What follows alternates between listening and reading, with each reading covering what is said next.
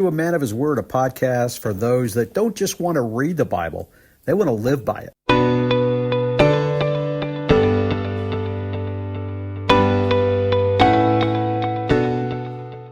Hello, guys. Some losses change your schedule, some losses change your heart, and some losses change your entire world. And so today we're going to talk about loss, real loss, the kind that doesn't bounce back, the kind that can leave a chair empty. Welcome back to A Man of His Word, the No Frills podcast for you and I. We want the truth of God's Word, and we want to grow in God's Word without noise and distractions. I'm Bob Dyer. Loss is not a theological theory. It is personal. But what's great for us as Bible believers is that Scripture does not avoid the subject of loss.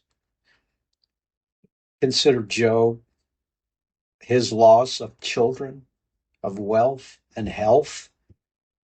In the Psalms, it says, cry out, how long, O Lord?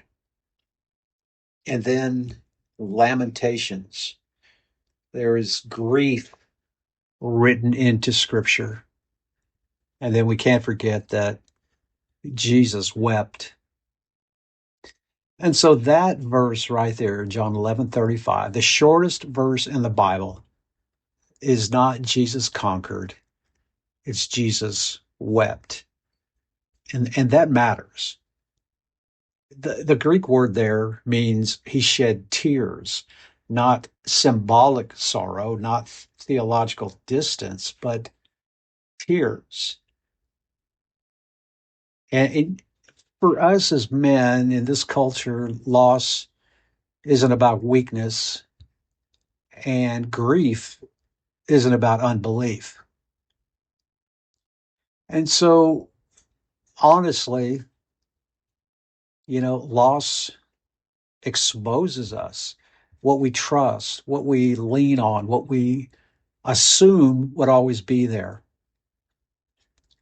And when Job says, the Lord gave and the Lord has taken away, blessed be the name of the Lord, that is not emotional numbness. That is shattered worship. And what I believe is that loss does at least three things.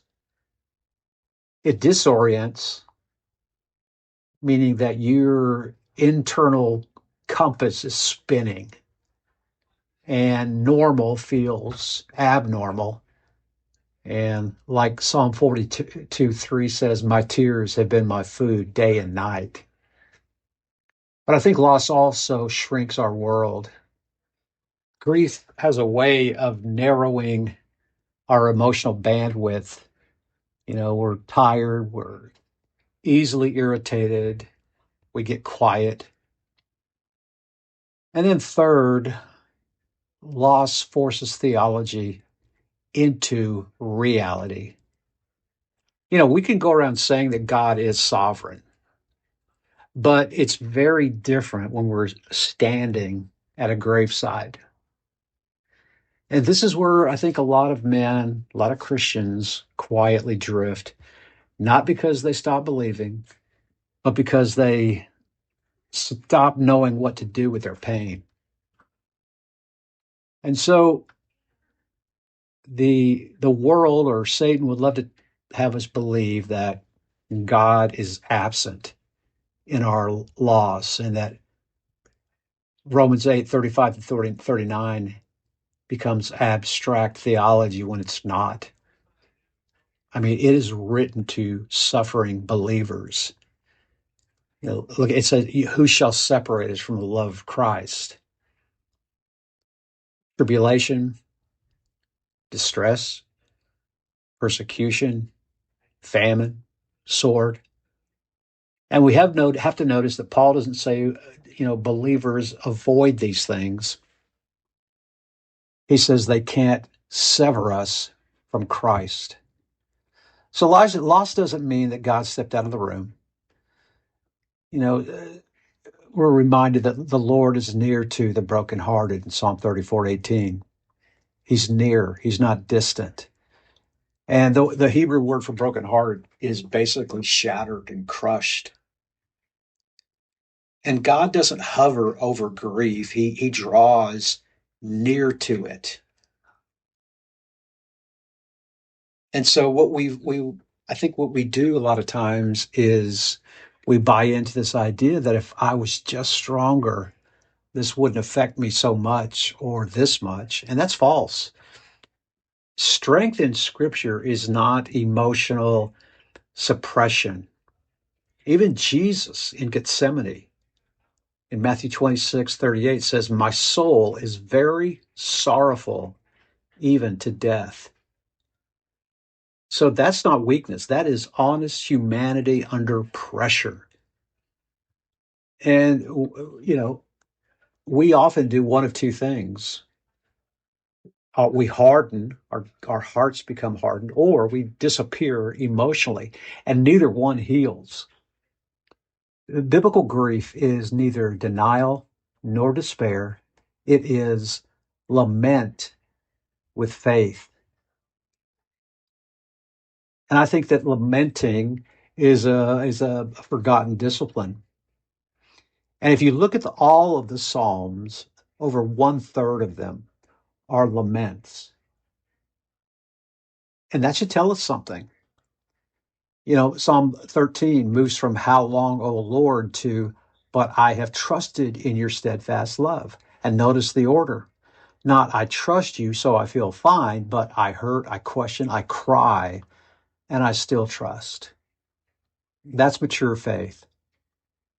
And loss forces us to decide, will I close my heart or will I bring my broken heart to God? And what we sometimes wrestle with is, what's the purpose in loss?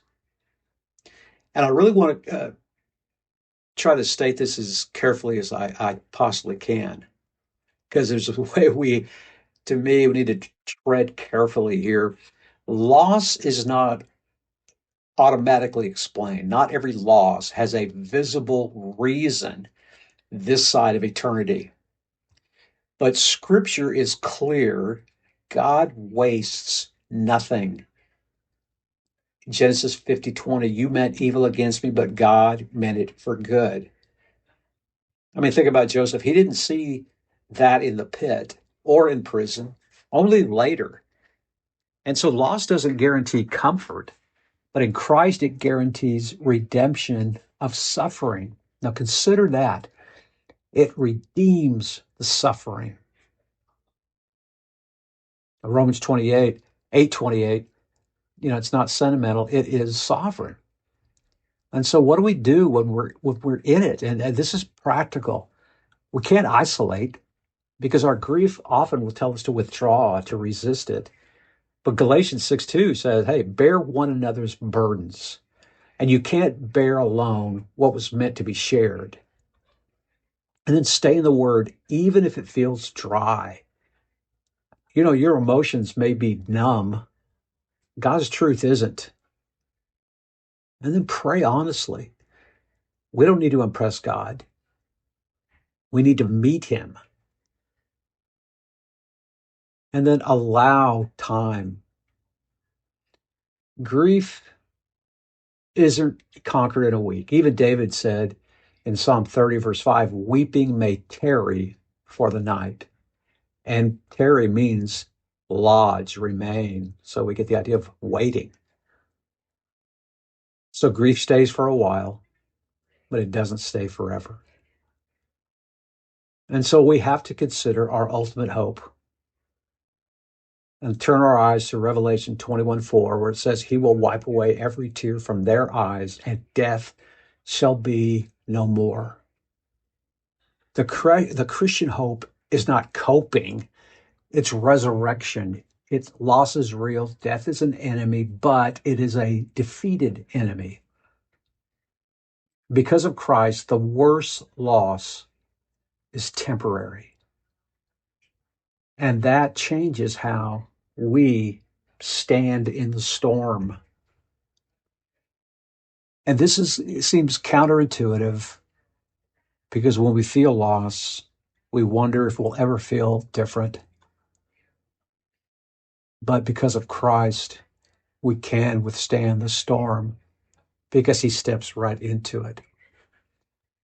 Father, you know what we've lost. You know the names, you know the nights, the situations. Draw near to the brokenhearted. Guard us from bitterness. Keep our hearts soft. Teach us to lament without losing trust. Anchor us in Christ and remind us that no loss is final in you. Amen. Well, guys, thanks again. As always, thanks for joining me today. Be sure and drop me a line, email bobdtx@mail.com. Leave a star or 5 comments wherever you listen to this. This is the man of his word. Until next time, stay faithful, stay grounded, and stay in the word.